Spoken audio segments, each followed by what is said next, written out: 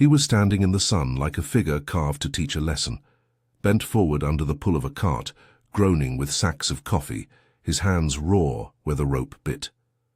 Dust rose in a pale cloud around his feet with every slow animal step. Around the square of the Torero, people had gathered at the edges, the Casa Grande's servants, a few nearby neighbors, the day laborers waiting for orders, watching because watching was part of the order. The man's name was Bento. The farm was Santa Rita. The lesson was not private, it was production. Santa Rita sat low on the map of the Vale de Paraíba, an arrangement of planted rows and warehouses that looked like a promise from a distance. Up close, it smelled of toasted husk and sap, of coffee dust that gathered in the corners of rooms and lodged in the throats of those who worked. A bell above the main house pealed in a thin, practiced way to call the overseers. It tolled for labor, for church on Sundays, for punishment delivered as spectacle. The bell's sound traveled across the plantation the way a ledger's lines traveled across paper, decisive, indifferent. Coronel Antonio Figueira believed in rulings carried out in public. He called it example, others called it cruelty. He lived in the house at the crest of the property, its whitewashed walls reflecting the light like a sheet pulled tight. From his veranda, he could watch the whole farm flatten into a map of command, the tulas with their stacks of drying beans, the processing shed with its long iron rollers, the kitchen garden, the latrines. Below the veranda sat the senzala, a long, low building where bodies bent and slept and mended the day's wounds. Between them ran the Torero, the open square where order was made visible. Bento had been born in a place the older ones in the senzala spoke of in scraps, a village across the river, said in low voices that softened into memory. He had arrived at Santa Rita in his youth, sold by hands he could no longer name, and he had married Rosa in the hush of a night under the rafters where the moon picked at the tiles. Rosa had the habit of kneading bread with the same kind of patience she used to smooth the blanket over Bento's shoulders. She moved with a watchful tenderness that the long work could not erode. Between them they kept a small space of warmth, a tin cup, a patch of light at dawn, the soft pressure of two palms meeting under a blanket. The plantation's economy was tidy about costs. People were counted on registers as numbers. Their names sometimes lingered in the margins where someone remembered to write them. The coronel's accounts listed inputs and outputs, the cost of a new sack, the price of transport to the Rio market, the loss by theft, the expected life cycle of the workforce. Discipline, he would say, was cheaper than replacement. It was a calculation presented as common sense, its logic spread out through the deeds and receipts like a shadow. When a worker collapsed from exhaustion or fever, the ledger would record a loss in productivity, sometimes a name, sometimes a price. The human became an expense mitigated by the sternness of management. The methods of management at Santa Rita were many and staged carefully. They ranged from the mundane, rationed portions of mandioca and a handful of roasted beans, to the theatrical, humiliations in the Torero designed to fix the boundaries of who was seen and who was not. Margarita, the house manager, kept the keys to dignity in a bowl on her shelf and distributed them according to the coronel's taste. She wore the authority of the household, like her own skin. The fighter executed orders with an army's efficiency and a craftsman's lack of curiosity. The crack of his whip when it visited skin had a predictable cadence. Señorzinho Alvaro, the coronel's son, practiced command across the plantation as if it were his inheritance already carved into bone. He learned cruelty like a trade, balancing bravado with the rigid lessons of a father. In the mornings, the plantation woke on a schedule that hardly resembled mercy. Before the sun fully opened, the workers lined up at the EO. The call to work came in a voice that had been taught to all of them, quick, fatalistic. Lanterns were put out, hose slung across shoulders, sacks thrown over backs. The beneficiamento, the cleaning and drying of coffee, happened under the heat of midday, and the dust from hulled beans coated the mouths and lungs of those who did the work. There was no space for complaint. The crops demanded harvest. When coughs started, they were wrapped in a shrug. Doctors were rare and expensive. Faith and home remedies did what they could. On Sundays, the church at the edge of the property said its prayers, and the spectacle of piety became part of the social fabric that sustained the plantation. The local priest, who occasionally visited the Casa Grande to bless new sacks or to preside over social calls, brought with him words that soothed reputations. He spoke of obedience and meekness in tones that looked like compassion, but which, in practice, sat comfortably with the coronel's ledger. For those in the Senzala, prayer could be solace and strategy both, a whispered chorus against despair, a secret ledger of vows to survive. Faith had two faces on Santa Rita, one that sanctioned the hierarchy, another that kept broken hearts from splintering completely. The cart episode was meant to be both a punishment and a syllabus. Bento had been late once, by minutes, by a heart that had slowed for a small child who could not rise, and the coronel chose not only to punish but to instruct. They tied a rope to the cart, to a harness meant for pack mules, and they wrapped it around Bento's shoulders. The sack-laden cart rocked under sunlight, its wheels groaning like an old instrument. Margarita watched from the threshold. Señorzinho Alvaro pushed from behind, imitating his father's practiced look of decision. The fighter walked beside the bowed man, his hand as steady as any of the plantation's tools. People clustered at the edges, some indifferent, some curious, some harboring private dismay. There were always eyes that pretended neutrality, merchants, buyers from the Rio, who occasionally wandered through to see the efficiency of a property, men who took notes about yields and quality. There were also those who kept hands close to the ribs, who felt the scene as a bruise. Rosa stood at the far edge of the crowd, closer to the Senzala than the house. She did not cry out. There was no way to call attention to herself without drawing further harm. Instead, she watched his shoulders tighten, watched the rope bite, and when the cart stopped abruptly, she stepped forward to press a small piece of bread into Bento's palm. It was an exchange so small it could be missed. That was the point.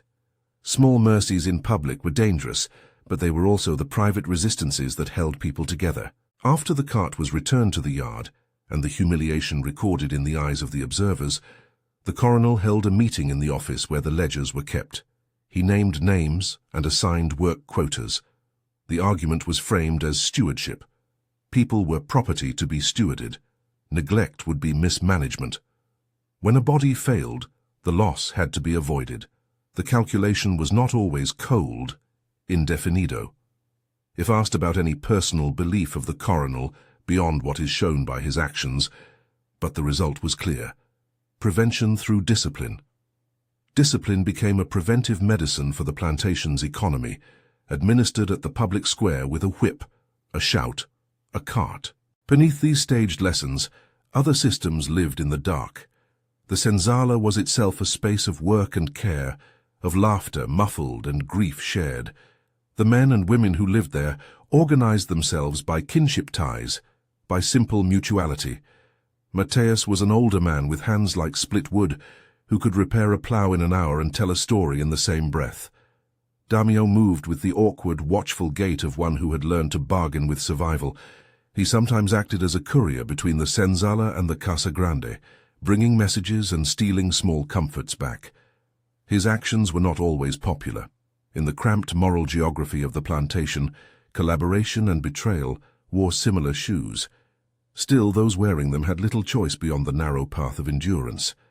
Discipline took many forms. There was the tronco, the post planted in the torero where the offender was tied and whipped. There was the scarlet show intended as a deterrent to others. When Mateus was suspected of taking a handful of dried beans to feed a sick child, the decision to punish was not made in secret. The coronel ordered him to the tronco, and the household gathered. The fighter, his whip coiled like a snake, approached with the gravity of a man carrying out a necessary function. Mateus stood steady as the rope bound him, older hands doing what he could to keep his face composed. The first strokes landed in the air of the square, sharp, precise. He did not cry out at first. Restraint was itself a kind of protest. The leaders present nodded as if to approve an experiment that had worked before. The punishments were not always public. There were other methods of erasure, labor quotas intensified beyond endurance, rations withheld until compliance, placements that imitated deportation, harder rows, longer hours in the heat. The plantation's logic left little margin for those who were prone to sickness, and sickness was common. The processing of coffee sent up clouds of fine dust that lodged in lungs over years. Children were especially vulnerable. Joachim, a boy with a laugh that stuck in his throat like a bird, had been working in the drying shed for only a season before his cough turned deep and wet. There were nights when he would hold his chest and refuse to tell any adult because silence felt safer than calling attention. When Joachim's cough turned into a fever, Margarita called for the fighter, and the fighter called for the coronel's permission to allow rest. The answer was cold. Rest meant delay, and shipment schedules were tight. The boy was given a paltry poultice and a night in the kitchen corner where the embers kept a small and faltering warmth. Rosa, who had already lost a child once, a thin, white thing that had not lived beyond a few cold hours, tended Joachim in secret. She stole broths and warmed cloths. Her hands, which had once been steady in kneading bread, trembled with the weight of previous loss. She did not tell Bento at first, because to tell was to expose and to risk greater direction from the overseers. The death of a child was, on Santa Rita, an event that the plantation managed as it managed all other losses, quickly, quietly, and without disruption. When Joachim died, it was before dawn, and with the kind of hush that was full of an anger so precise it could have stolen the morning light. The workers wrapped his small body in an old blanket. There was no wooden cross with a name carved by a family member. There was instead a small hollow in the earth beyond the mill where the overseers threw those who died during the night so as not to clog the working day. They buried him in the dark, and the next morning the fields were attended as if nothing had happened, because productivity must not be interrupted. People of the Senzala kept to themselves and kissed their knuckles against their own teeth. The wound became yet another membranous memory in the structure of their lives. Rosa's child was different. Her body had known the shape of motherhood once before, and bore the memory like a bruise. When she learned she carried another, there were small, guarded celebrations among those closest to her. They sewed a tiny cap from an old shirt, smuggled in a few extra beans for the mother's broth. Birth on a plantation was often unattended. The midwife was a woman who had delivered in barns and under trees, who had seen hands removed by fever and children wrapped in burlap. The labor came in the middle of the night and in the twilight of a sleep-poor world. Rosa labored quietly in the small shadow of the Senzala, while Bento paced the dirt outside like a sentinel. The baby arrived with the faint cry of relief that all lives have when they first meet air. For a few hours the smell of warm milk and the infant's skin filled the corner of their world. People in the dormitory crept in shifts to watch the smallness breathe. Margarita, who saw the situation as a liability the way she saw any accounting problem, frowned at the extra mouth, but she also knew that the coronel sometimes allowed small allowances of sentiment if they carried no cost. The baby lived 3 days. On the second night, a fever swept the child in a way that made Rosa's hands go cold with past memory. The midwife did what she could. Bento lay beside her and pressed his forehead against the child's small chest, feeling the tremor slow with a grief that had its own muscle memory. When the baby died, it was held in soft hands and then wrapped and placed beyond the work's noise. The burial was as simple as Joachim's, but for those who watched it unfolded like a defiance and a mourning at once. Rosa's grief did not take the shape of wild lamentation in the square. It took the form of a slow horizontal wear in the days that followed. She continued to show up for work, to pace the rows with fingers that dragged across the leaves as if to remember some scent. Her tenderness remained, but it now carried the weight of absence, a presence of what had been and of what the plantation could take. Not all resistance was loud. There were small acts of mutiny disguised as normalcy, a hoe left unstaked until the morning, a sack deliberately sent with a hole in its lining, a whispered message burned into a clothes seam. There were also acts that cut close. Damio, in a moment of calculation, once accepted a task from the Casa Grande to betray the whereabouts of a plan to leave. He did not do so out of cruelty. He did so because his brother had been sick and he had been offered extra rice in exchange. His choice made his feet heavier in the dirt. Betrayal and survival braided themselves until it was hard to tell which strand belonged to which impulse. The community in the Senzala knew of these things, and forgave when it could. Sometimes they could not. The coronel, meanwhile, shaped his public self with a hand both paternal and ruthless. He went to market in the Rio with a clean coat and a business face. He made deals and received letters. He spoke of the need to be firm in order to ensure the farm's prosperity. He told guests that he had the means to pay for a chapel if the priest so desired. The priest accepted offerings and turned the parish into a moral curtain that kept uncomfortable light from the house. These public gestures smoothed the edges of his image among the influential. Behind closed doors, he measured men in terms of value and speed. When the tally showed a decline, his reaction was practical: repair, replace, punish. The toll of this practicality became visible over months. The numbers in the ledger did not capture the quiet of those who had no voice in accounting. Mateus's scars, once visible at the tronco, faded into lines that told of a life that had been bent into function.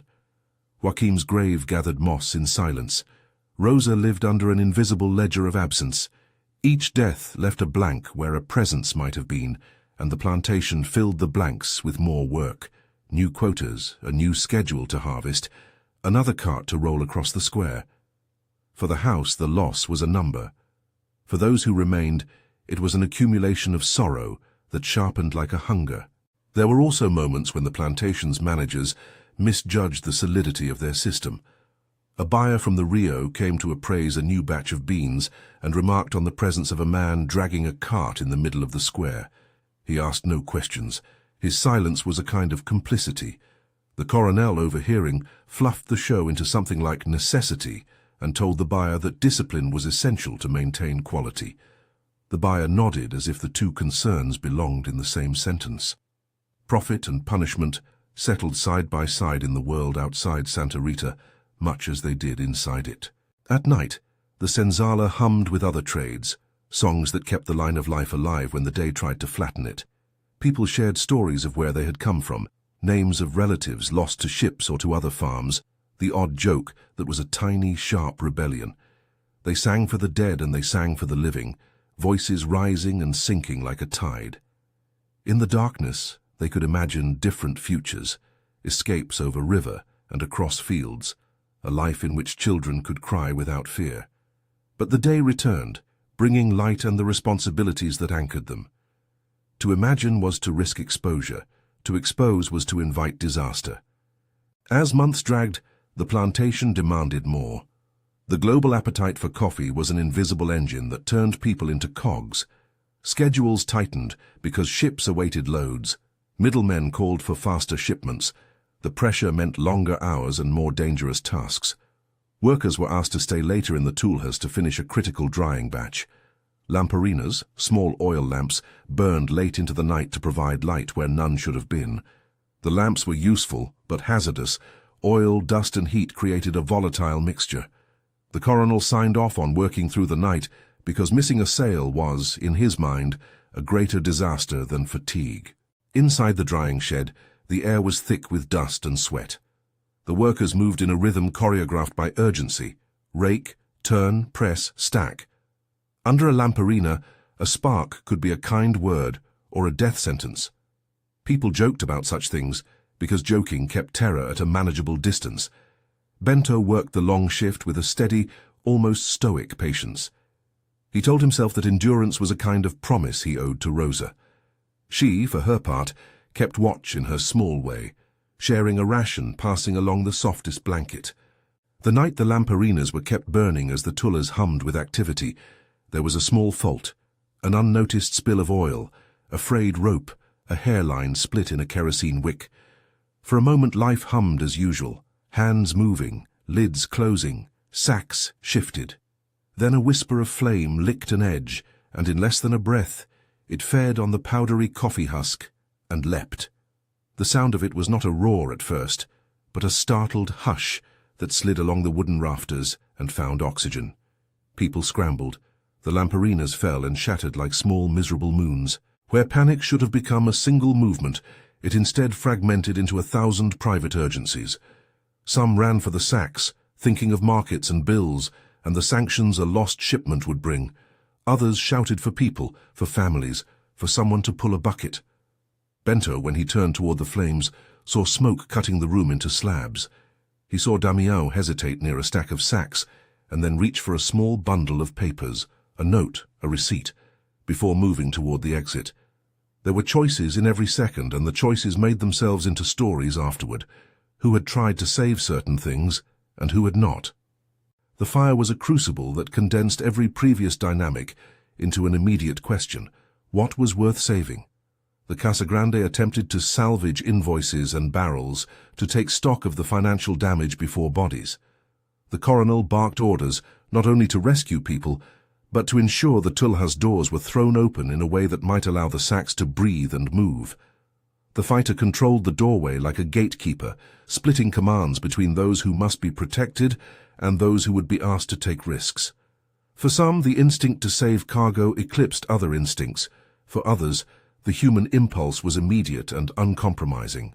Bento pushed toward a corner where he had seen children fall, where he had once turned with Rosa to hide a small loaf when the rations were small. He moved like a man who knew the paths by heart. Smoke filled the nostrils, thick and bitter. It pressed at the lungs like a hand. People coughed and coughed until their vision tunneled. The floor slicked with spilled oil, and hands slid. In the crush, some fell and were trampled. In another place, a rope snagged a wrist and held a body from running. The world of the warehouse condensed into a few brutal choices born in heat: grip a sack and run, or carry a child and risk the speed that might have saved a harvest. Bento made the choices he could. He dragged two small bodies, children of the Senzala, including Joaquim, who had been left for a moment in the care of a neighbor, to the door where the fighter had established a human chain. Rosa, who had been returning from the latrine, was stopped by Margarita, who ordered her to stay back and be accounted. For a troubling heartbeat, the plantation's logic trumped the personal. Orders were given, and people followed them with the practiced precision of those who knew what obedience could buy. In the scramble, one life slipped away because a pair of hands could not be at two places at once. When the flames died, and when the smoke thinned into a sickly grey, the Tula lay in ruins. Sacks blackened into melted lumps. The inventory was decided by charred weight and by the coronel's quick arithmetic. He counted loss like a surgeon counting instruments. The dead were counted differently and sometimes not at all. Bodies were pulled from the wreckage with the same gloves used to salvage paperwork. In the hours that followed, the plantation moved like a wound. People stitched hurriedly to prevent infection. Some wrapped their grief in thin silence. Others walked with an anger that looked like a new form of clarity. Bento did not survive the night. He had been carried out with smoke in his lungs and his eyes glazed, his movements slowed by a heat that had no mercy. Rosa held him when she could, and then she watched as the men in the Casa Grande made a calculation about how to proceed. They measured the loss of the Tulas in silver. They measured the loss of Bento in a way that was less precise and no less final. The burial of bodies became a sequence of rituals performed with the economy of habit. Names spoken softly, dirt pressed into hollows, the sap of younger trees pressed into a makeshift marker. Unmarked graves multiplied, even as the plantations prepared for the next shipment. In the days after the fire, the plantation's recovery consumed more energy than the grief it left. The coronel ordered rebuilding, new purchases of sacks and ropes, contracts with merchants who would replace what had been lost. New labor was to be hired, or rather, existing workers were to be pressed into longer hours until new hands arrived. The ledger filled with line items for rebuilding. The family portraits in the Casa Grande remained uncharred and continued to hang as if continuity could be fabricated on a wall. Inside the Senzala, mourning persisted differently. People spoke of Bento in the soft currency of remembrance. They told small stories about how he had once carried Rosa to the well, about the way he liked to whistle while working, about the time he had fixed a broken plow in the rain. These were not the details that showed up in any register. They were the details that kept a person present in absence. Rosa moved among them with a thin, focused silence. Her grief made her smaller and taller at once. She became a figure engaged in the daily acts of survival that would carry the memory forward. The plantation system reasserted itself. The coronel paced his veranda and calculated how to make the losses produce future profit. He ordered new tulhas and new lamparinas, safer models only when it was cheaper to do so, and he made plans to replace the lost sacks. Buyers were appeased with promises. The market moved forward. The social fabric of Santa Rita tightened around familiar seams. The Casa Grande restored its order. The Senzala stitched itself back together with the same frayed thread. But the memory of what had happened did not simply fade like ash. It gathered in corners and lodged in hands that knew the shape of a rope or the weight of a sack. It became a presence inside the songs, hummed at night, a line in stories told to children as warnings. The plantation carried on, outwardly the same, inwardly scarred.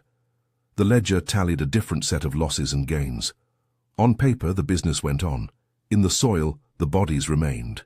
And somewhere in the midst of these assessments, people asked questions in quiet tones that the Casa Grande could not hear or would not answer. Who counts the cost of a life? Who tallies the grief? The coronel could convert lost sacks into spending power, could buy new labor, could argue that the fire was a misfortune and that business must continue. But the presence of absence is not a ledger entry.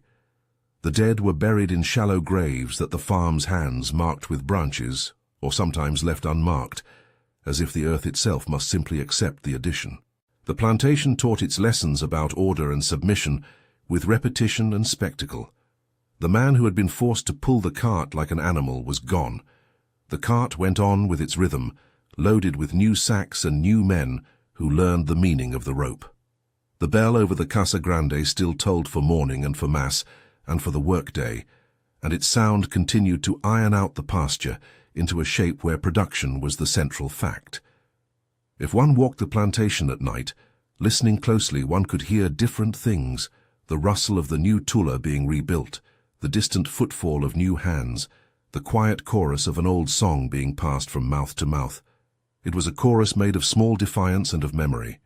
It would not be enough alone to change the system, but it would carry forward the faces that time tried to render as mere figures in an account. If this story reaches you and you want to follow how Santa Rita unfolded, to understand the other lives that intersected with Bento's, consider subscribing to follow the series. The days folded into months after the fire. New men arrived with contracted faces, hired at a price that accounted for peril. The coronel's son learned that the world had its calculations, and the faitor's hands kept moving with the practiced certainty of authority. In the Senzala, some names softened into songs. In the Casa Grande, a ledger line reappeared, and the work demanded more than memory. Yet the small resistances continued to live in corners, where a scrap of cloth might be sewn with a hidden name, or a song taught to a child that contained the cadence of an ancestor. There were unanswered things that circled like vultures. The buyer who had seen Bento in the square and said nothing, the priest who had blessed the coronel's investments and never preached of the dead, the traders who measured a burnt sack without asking a single human question. The town merchants who visited Santa Rita in the afternoons carried away with them the impression that the plantation was a place of efficient misfortune, where losses were insurance items and people were parts of an engine. But for those who had worked the land, who had loved and lost inside its geometry, what remained was memory and an unspoken demand. Memory is a kind of work itself. It asks to be tended. The songs of the Senzala were not only comfort, they were an instruction to remember what had been taken and who had been taken. The insistence to remember was a thin tether against oblivion. In that insistence, people found a strange form of power, the ability to keep a name alive beyond the ledger. Bento's name lived in those songs, and in the soft pocket of a blanket Rosa kept close. The way he had pulled the cart, head down, rope biting, became an image that gathered more meaning than the humiliating lesson the coronel had intended. It became a symbol of the plantation's cruelty and of the resilience of those who inhabited it. And so the farm went on. New tullas, new accounts, new men, repeating old patterns, while the stories of those who had been reduced to costs circulated quietly, refusing to be erased. The weeks after the fire wore themselves into the plantation like a slow repeated bruise. Where flame had licked wood and sack, where men had fallen coughing and stumbling, the work continued by habit and necessity. Men who had been stretcher-bearers in 1 hour became rakers of ash in the next, Women who had washed blankets now hauled new beams for the rebuilt tulha. The Casa Grande sent men with orders and lists, and hands understood the rhythm. Do what must be done now, grieve later in stolen corners. Rosa learned to measure grief in actions. She rose before dawn, tied her hair with careful knots, and moved through the day with a steadiness that seemed to protect her from the open abyss of loss. She kept Bento's blanket folded beneath her pallet, and sometimes when the heat was fiercest and her body wanted to crack, she would press her face into that fabric and breathe the memory of his weight. The baby's cap she had sewn lay hidden in the same place, a small folded geography of things that must not be taken away. Others found different responses. Mateus, whose back still bore the faint ridges of the tronco strokes, became quieter and more watchful. He worked with hands that had learned to mend as much as to soil, and he taught the younger ones how to fix a strap, how to wedge a broken splint, skills that kept them from needing the Casa Grande's repairs. In the evenings, he would sit by the doorway of the senzala and tell stories in a voice that had grown sandier, stories that wound through names and places until the listeners felt newly authorized to exist beyond the plantation's ledgers. Damio, whose choices in the warehouse had been noted by more than one pair of eyes, carried a different weight. His face had a way of folding inward at night, as if the body tried to store shame where no one could see it. He returned the extra rice he had once taken in desperation when a comrade's cough made his mouth dry. It was a small restitution. He left the portion at a mattress edge, a gesture that cost him a sleep and bought him a name instead of a fact in someone else's account. But gestures like that did not erase the night of the fire or the choices made in it. They only shifted the angle of how memory pressed. The coronel reacted as coronels in that world tended to react. He paced measurements of loss and compensation, commissioning new sacks, ordering repair of roofs, sending word to buyers that a small misfortune had been resolved and that Santa Rita would meet its obligations. He sat at a long table and drew lines with a ruler over pages, turning smoke and bodies into neat columns. If any moral tremor ever crossed his face, it was quick and indistinct, the kind that could be read as regret by the sentimental and as prudent calculation by the firm. His son, Señorzinho Alvaro, watched the maneuvering and, in the small private theater of his education, learned how to convert calamity into opportunity. Beyond the stones of the Casa Grande and the patched rafters of the tulhas, people tried to invent rituals for remembering. At night, a lantern was set by the rough grave that had been dug for the people the plantation would not claim.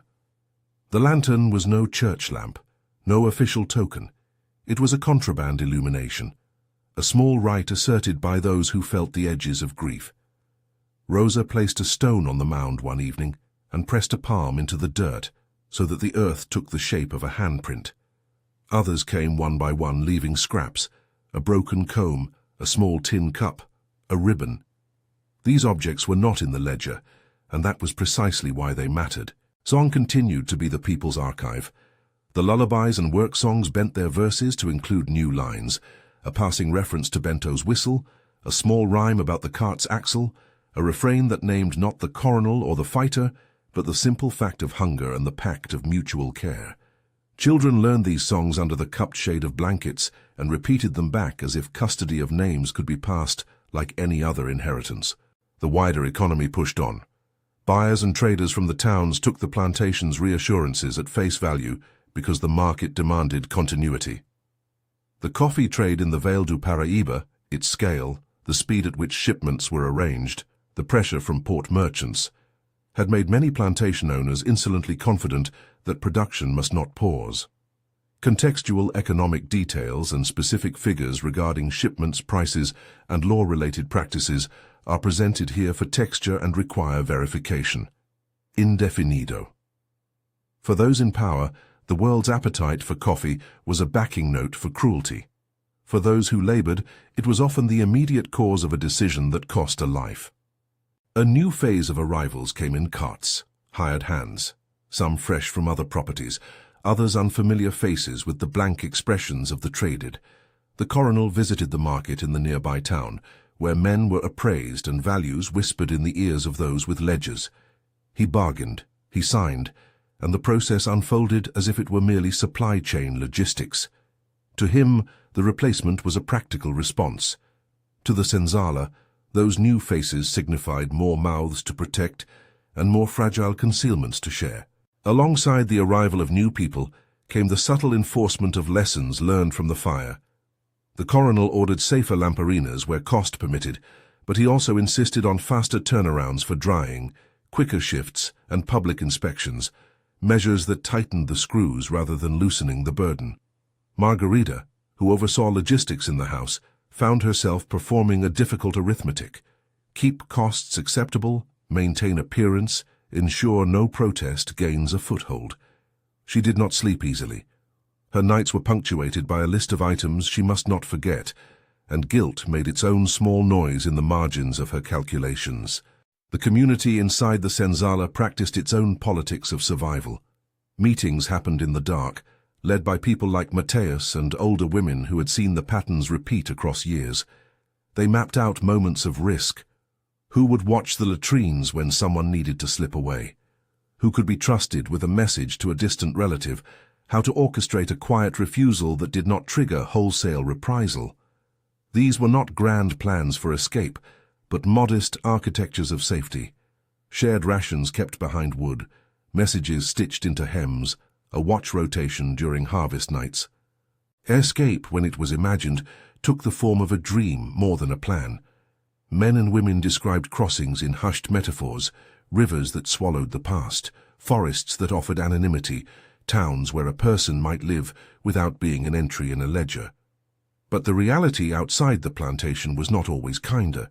Patrols, buyers with long memories, and the brutal efficiency of the slave trade meant that leaving often invited a kind of final violence.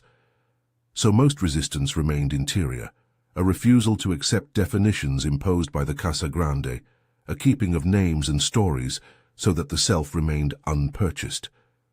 An episode unfolded months after the fire that made the social fractures visible again. A traveling peddler came to the plantation, a wiry man selling pots and tobacco, a figure whose route curved through several properties.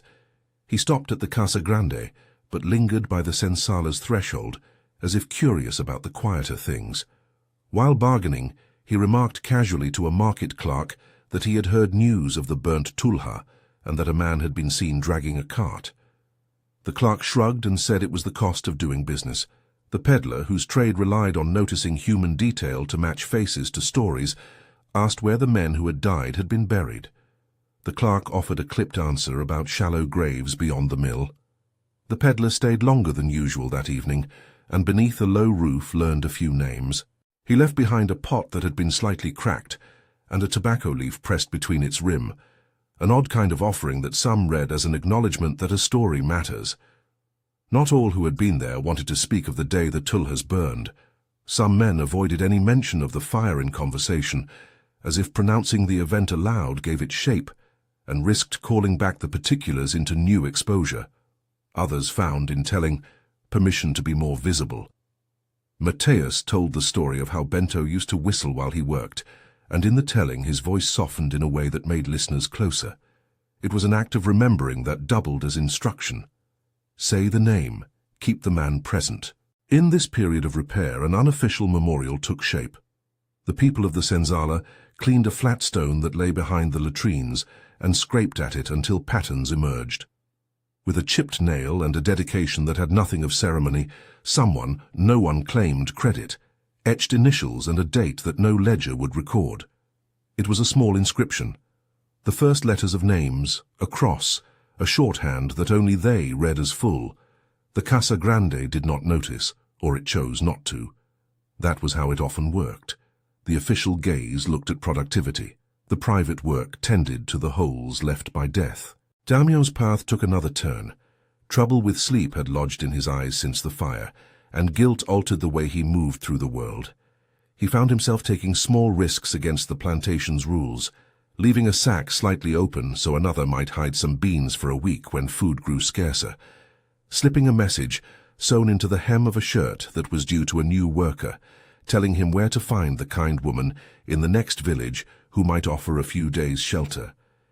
Each small act wore on him in equal parts relief and fear, for any mercy hidden inside the system could also be its undoing if discovered. From the Casa Grande, the priest's role remained ambivalent. He continued to attend to the formalities, masses, christenings for those whom the coronel deemed worthy, blessings of new equipment, and yet he sometimes lingered after the rituals and asked questions about practical matters. Whether he thought often about those buried beyond the mill was indecipherable. What was clear was that his sermons did not change the plantation's operations. For the Senzala, prayer remained a double-edged instrument. A consolation and a covert pact to remain when living anywhere else often meant death through other means. The seasons turned, and with them came the cycles of planting and harvest. Each year the farm claimed more time from its people, and each year small tragedies threaded themselves into the weave of everyday life. New infants were born and survived, or did not. Men's knees grew more crooked under the weight of age, yet the quotas did not ease. The plantation's demand possessed an elasticity that was pitiless. As soon as one set of hands failed, another was found, or the remaining worked harder. On paper, the land prospered. In the Senzala, there were names that refused to be reduced. One afternoon, years after the fire, the Señorzinho Alvaro came down from the veranda with a ledger in hand. He trailed his fingers along entries and made notes, keen to learn the mechanics his father had used. He had seen how the coronel converted loss into repayment, and had learned that the world treated men as assets. The sight of him beneath the same sun that had once watched Bento pull the cart had a cruel symmetry, pedagogy in cruelty. Alvaro's hands, younger and less weathered than the men who labored under him, practiced the same tiny gestures of entitlement, ordering, assuming, measuring a life by its productivity. Rosa watched these transformations without spectacle. Time had carved something in her that bent toward caution and endurance. She taught the children in the dormitory how to knot string in certain ways so that small goods could be hidden. She taught them the songs that named names.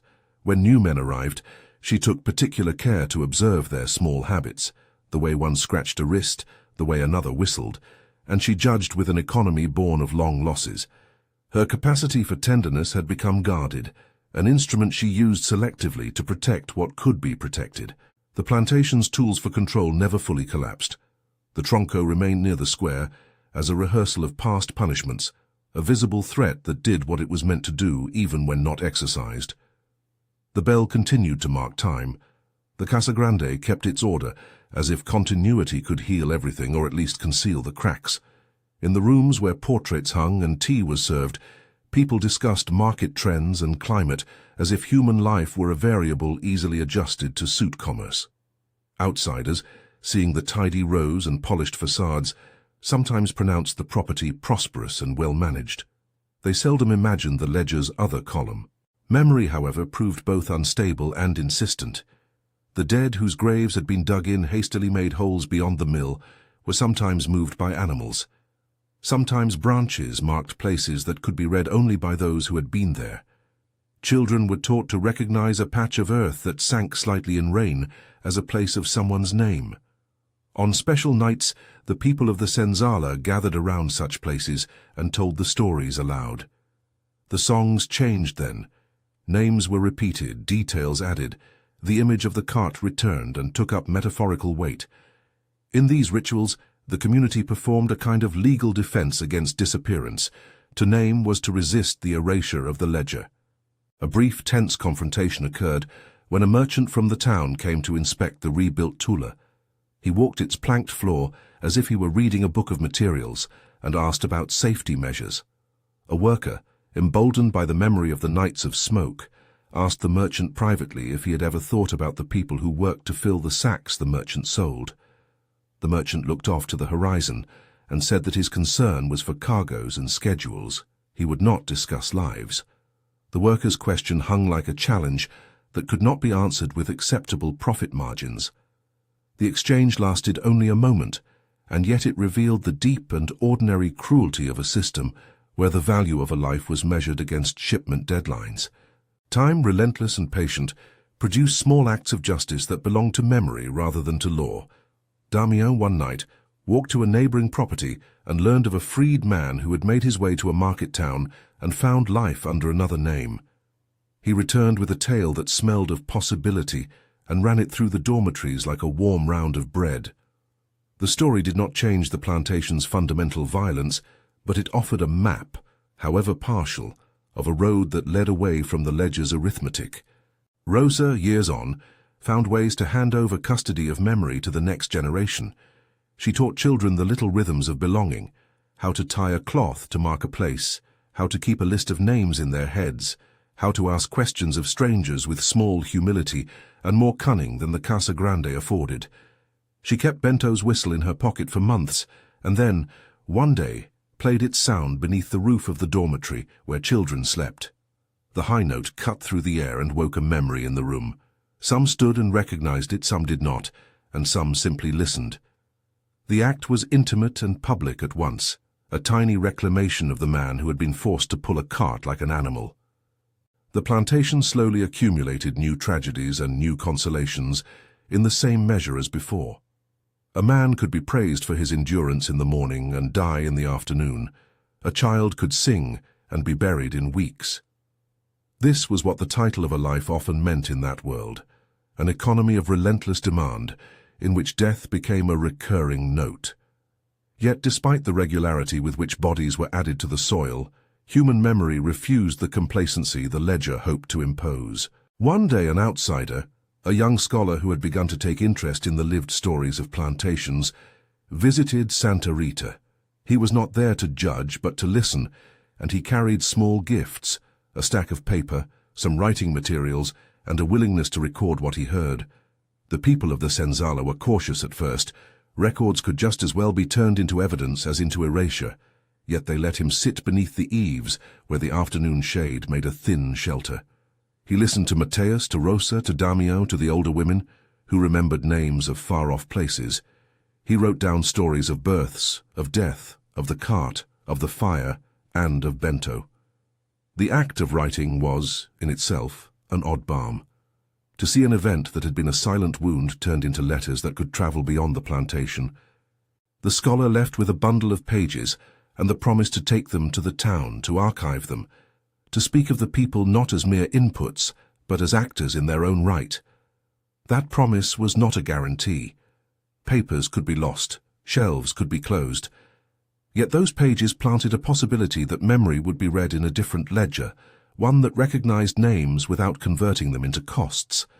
In small acts, the people of Santa Rita preserved a private judiciary of memory.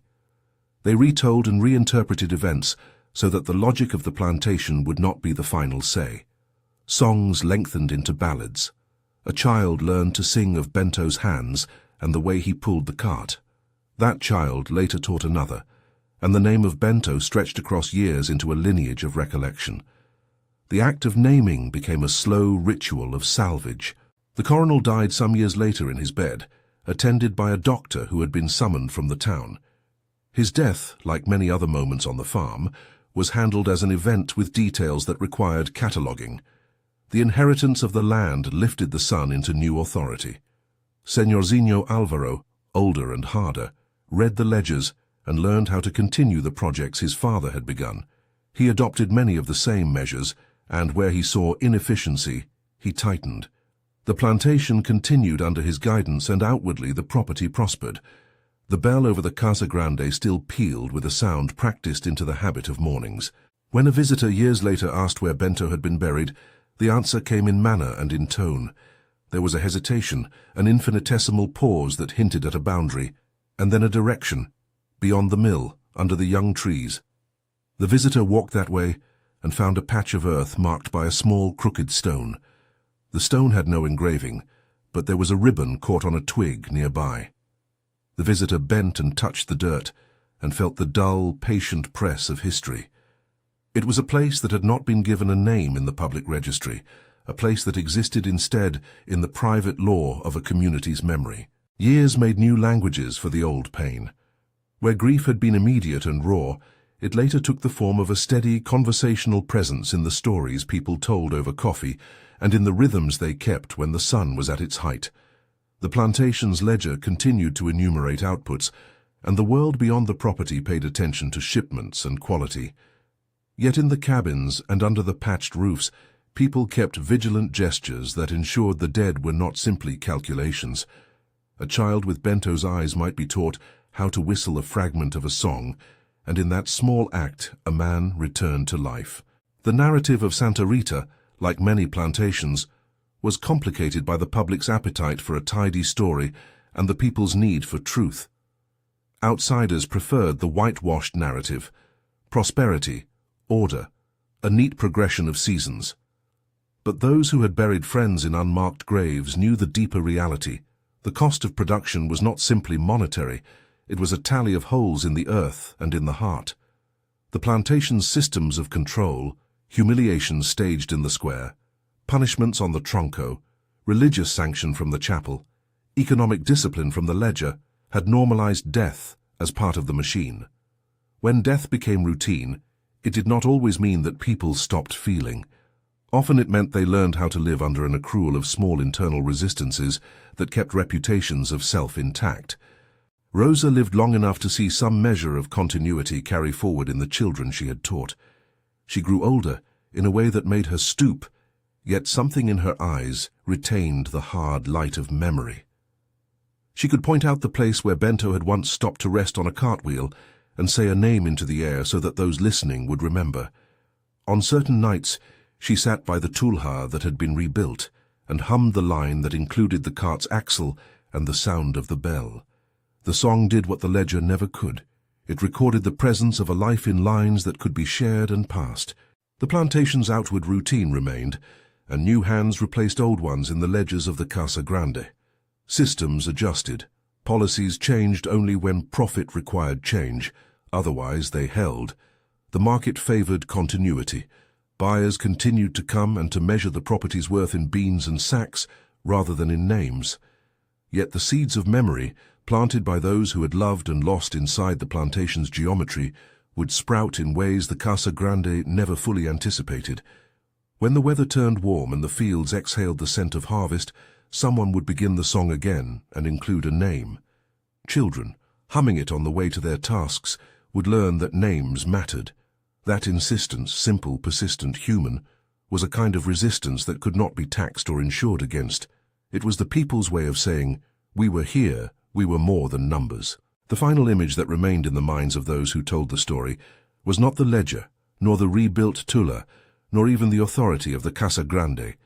It was the sight of a man bent under the weight of a cart, his hands raw where rope had bitten, dust rising around his feet as if to hide his footprints.